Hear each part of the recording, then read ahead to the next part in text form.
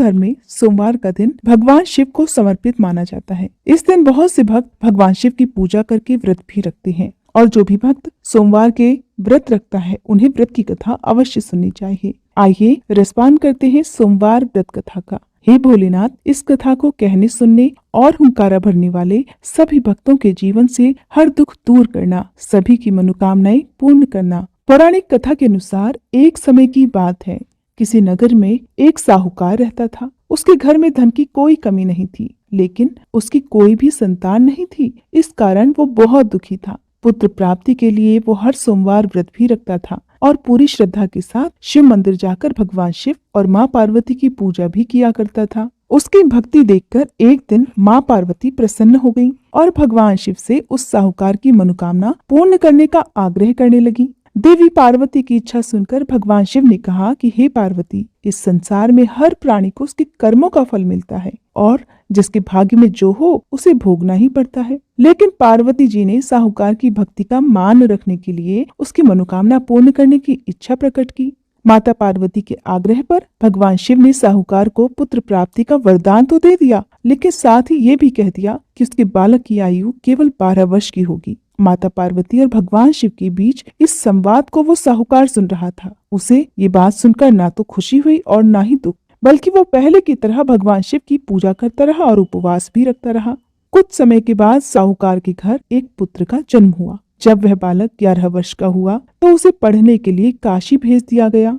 साहूकार ने पुत्र के मामा को बुलाकर उसे बहुत सारा धन दिया और कहा कि तुम इस बालक को काशी विद्या प्राप्ति के लिए लेकर जाओ और रास्ते में यज्ञ भी कराते जाना। जहाँ पर भी यज्ञ कराओ वहाँ ब्राह्मणों को भोजन कराते हुए और दक्षिणा देते हुए ही आगे बढ़ना। अब दोनों मामा भांजे इसी तरह यज्ञ कराते और ब्राह्मणों को दान दक्षिणा देते हुए काशी की तरफ चल पड़े। रास्ते में एक नगर पड़ा जहाँ नगर के राजा की कन्या का विवाह था, लेकिन जिस राजकुमार से उसका विवाह होने वाला था वो एक आंख से काना था। राजकुमार के पिता ने अपने पुत्र के काना होने की बात को छुपाने के लिए एक चाल सोची। साहूकार के पुत्र को देखकर उसके मन में एक विचार आया। उसने सोचा, क्यों न इस लड़के को दुल्हा बनाकर राजकुमारी से विवाह करा दूं। विवाह के बाद इसको धन देकर विदा कर दूंगा और राजकुमारी को अपने नगर ले जाऊंगा।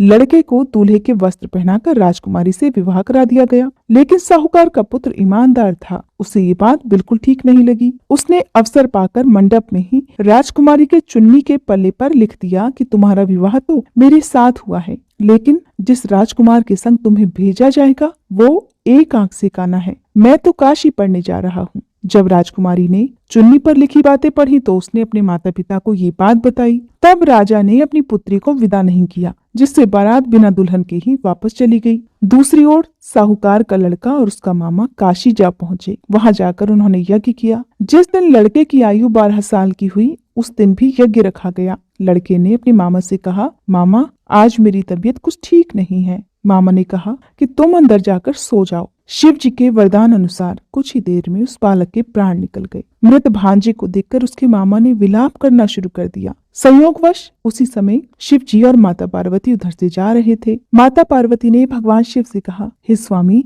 मुझे इस व्यक्ति के रोने का स्वर सहन नहीं हो रहा। आप कृपया इस व्यक्ति के कष्ट को अवश्य दूर करिए। जब भगवान शिव मृत बालक के पास गए तो कहने लगे कि ये तो उसी साहूकार का पुत्र है जिसे मैंने 12 वर्ष की आयु का वरदान दिया। हे देवी पार्वती, अब इस बालक की आयु पूरी हो चुकी है। लेकिन ममता से विभोर होकर माता पार्वती जी कहने लगी, हे महादेव, आप तो सभी के दुख दूर करते हैं, अपने भक्तों की मनोकामनाएं पूर्ण करते हैं। कृपया आप इस बालक को दीर्घायु होने का वरदान प्रदान करें, अन्यथा इसके वियोग में तो इसके माता पिता भी तड़प तड़प कर मर जाएंगे। माता पार्वती के आग्रह पर भगवान शिव ने उस लड़के को पुनर्जीवन होने का वरदान दे दिया। भगवान शिव की कृपा से वह लड़का जीवित हो गया। शिक्षा समाप्त करके लड़का अपने मामा के साथ वापस अपने नगर की ओर चल दिया।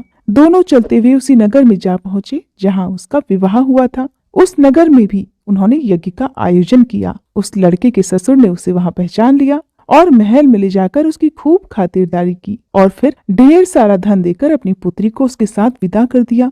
इधर साहूकार और उसकी पत्नी भूखे प्यासे रहकर अपने बेटे के आने की प्रतीक्षा कर रहे थे। उन्होंने प्रतिज्ञा ले रखी थी कि यदि उन्हें अपने बेटे की मृत्यु का समाचार मिला तो वो भी प्राण त्याग देंगे, परंतु अपने बेटे के जीवित होने का शुभ समाचार पाकर वे बहुत प्रसन्न हुए। उसी रात को भगवान शिव ने व्यापारी के स्वप्न में आकर कहा, हे श्रेष्ठी, मैंने तेरे सोमवार के व्रत करने और व्रत कथा सुनने से प्रसन्न होकर तेरे पुत्र को लंबी आयु प्रदान की है। और इस प्रकार जो भी भक्त सच्चे मन से सोमवार का व्रत रखता है या इस कथा को सुनता है और पढ़ता है, उसके सभी दुख भगवान शिव दूर कर देते हैं और सभी मनोकामनाएं भी पूर्ण कर देते हैं। हे भोलेनाथ, जिस तरह से आपने साहूकार के दुख को दूर किया, उसी तरह से इस कथा को सुनने वाले सभी भक्तों के दुख दूर करना।